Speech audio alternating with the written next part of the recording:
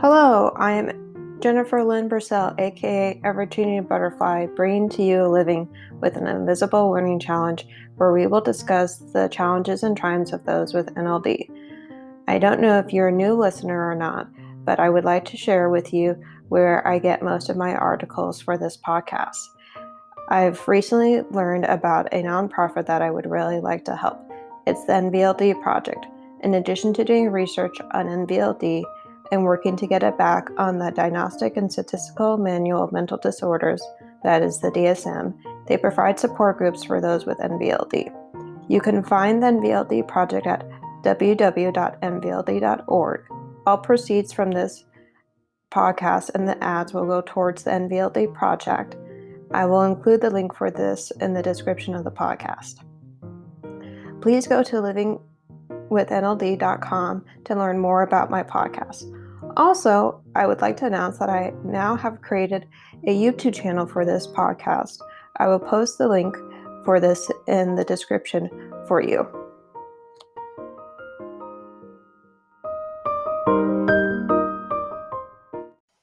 All right. Hello. Today's podcast episode will be about auditory memory.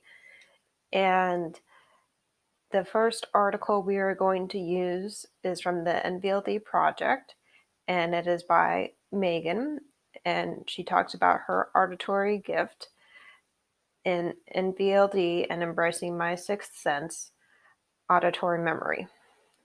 Quote, "You've heard of the sixth sense, right?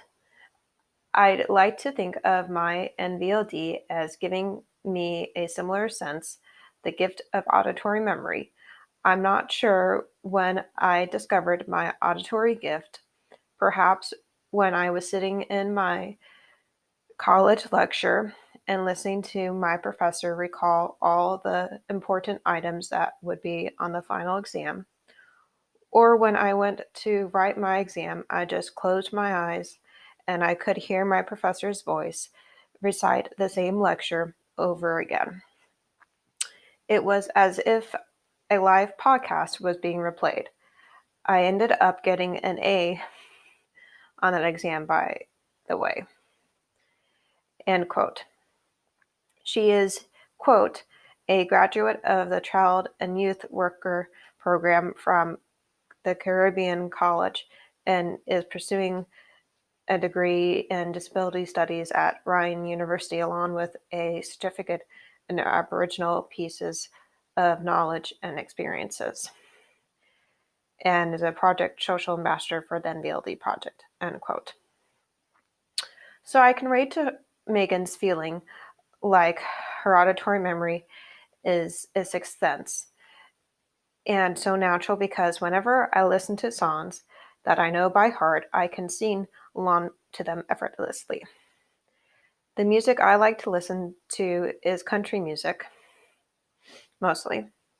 I like artists like Locash, Maroon 5, Brett Young, One Direction, Taylor Swift, Dolly Parton, or Carri Underwood.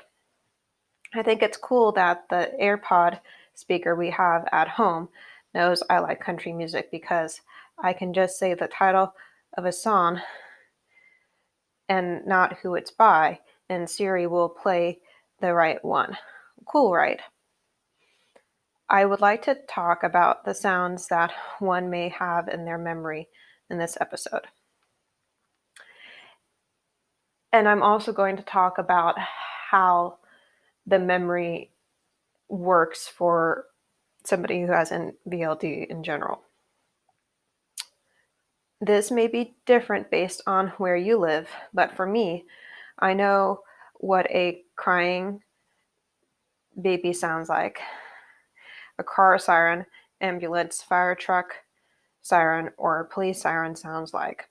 I also know what it sounds like when you drop something like glass, metal, or plastic on the ground.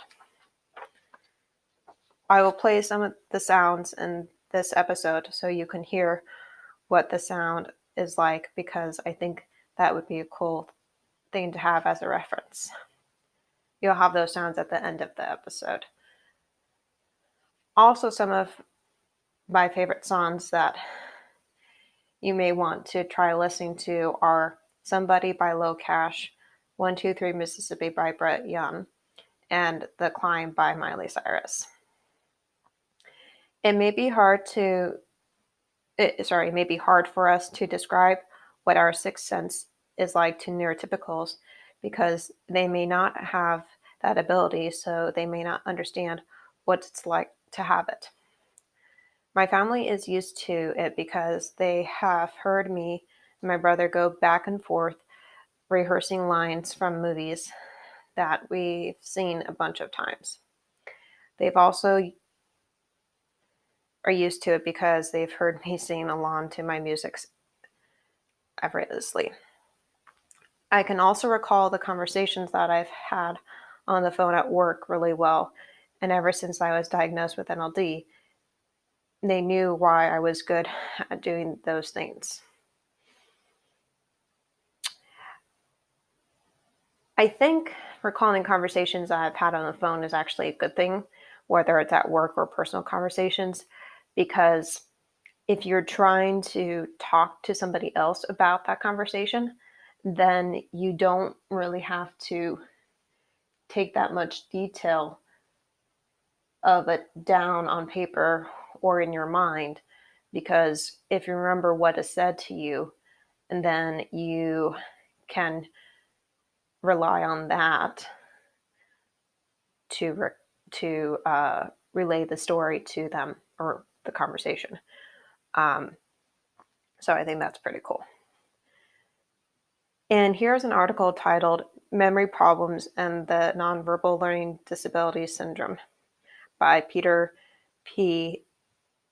Dye, Everett Theory, and Rudy DeHogue. I think I said that correctly. So, quote, in general, these children show a well-developed memory for auditory and or verbal contents. For example, they have an extended vocabulary. However, they may exhibit severe deficiencies in the recollection of tactile, visual, or visual spatial information. We will therefore have to cover these diverse modalities in the assessment. In other words, we will try to create a profile of the auditory, visual, and tactile memory. It's important to note that the profile is more important than the level of performance. For instance, a child with NLD could show an average or below average performance on a verbal memory test, while visual and tactile memory may be much below the expected norms, end quote. So this is a peer-reviewed article. And I can relate to this quote because I do have better auditory and verbal memory than visual memory. That's also true for my kinesthetic memory.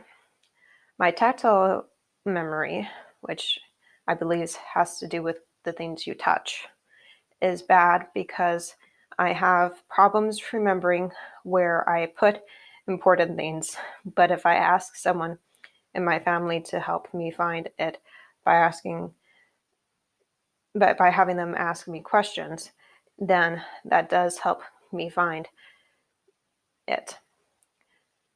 So a recent example with that is I was trying to find my COVID vaccine card the other day, or just yesterday actually, because I was going to get my next dose. And I couldn't remember where I put it. And I knew it was going to be important for me to have it with me. And I looked in my room, I looked at my wallet, and I looked at my computer bag, but I didn't look in one of the small zipper compartments in my computer bag. And my mom asked, "Did you look in your computer bag?" I said, "Yeah, I did. It's not in there." And I was very certain it wasn't in there. I was wrong. It was in this small zipper compartment of the computer bag. So if you have this issue, like I do, try not to be so certain that you looked everywhere you thought you could for something, and just try to look again, and you might surprise yourself and actually find what you're looking for. like I did yesterday. I was very happy when I found that. Actually, I found it on Wednesday, but it doesn't matter. Anyways, I'm also good at remembering names, which I think is part of your auditory memory because you hear someone's name when they tell it to you. I used to be able to remember about 200 to 300 names at a time when I would go to summer camps as a child growing up. I would look at the group photos at the end of the camp and be able to name everyone in it, even if they were a new attendee, or if they were new attendees, I should say. I didn't know why or how I was able to do that at the time because I had never heard of NLD and didn't know I had it. So it fascinated me that I could do it. It still does.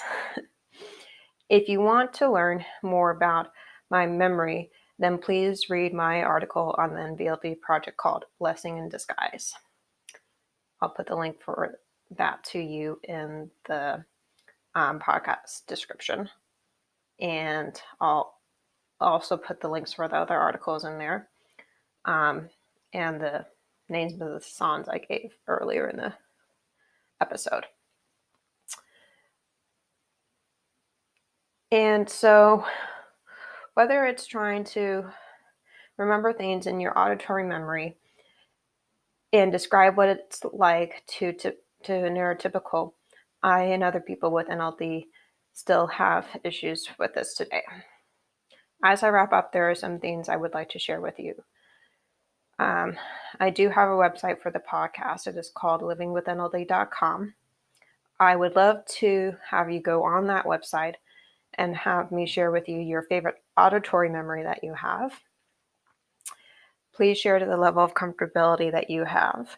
If you're listening on Spotify, you can send me an email at livingwithnld@gmail.com. Or if you're listening to Apple Podcast, please leave the answer and a review for me. If you're listening on livingwithnld.com, comment on the episode on the podcast page because they are created as blogs. And if you have NLD, I would suggest using tools like Drag and Dictate or a talk text to help you with writing and making notes because that will help expand your auditory memory. This would be really helpful, especially if you are still in school. I used that when I used Drag and Dictate when I was in school to take notes.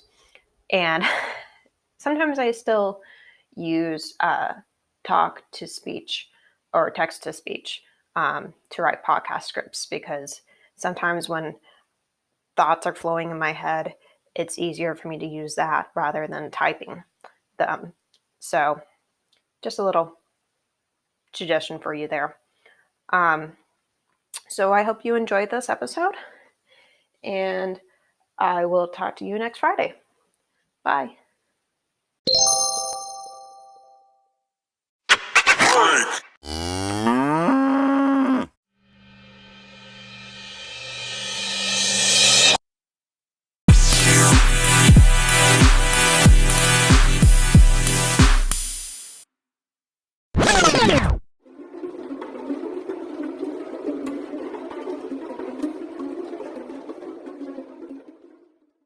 Oh, thank you.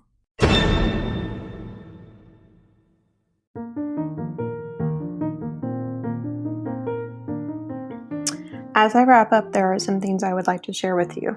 I do have a website for this podcast. It is called livingwithnld.com. I also have a Facebook and Instagram page for this podcast. It is called Living with NLD. I will include the links for those in the description. In conclusion, I would like to hear from my audience. If you know individuals with NLD that I could interview for this podcast, please email me at livingwithnld@gmail.com. What are you interested in learning about NLD? I know I'm not an expert, but I do know I have the living experience of having it. I would like you to practice journaling about your gifts and differences. Also see if there is a way that you can make that difference become easier for you to do than it originally was. Thank you for listening today, and please go to my YouTube channel and subscribe to it. Thank you. Bye.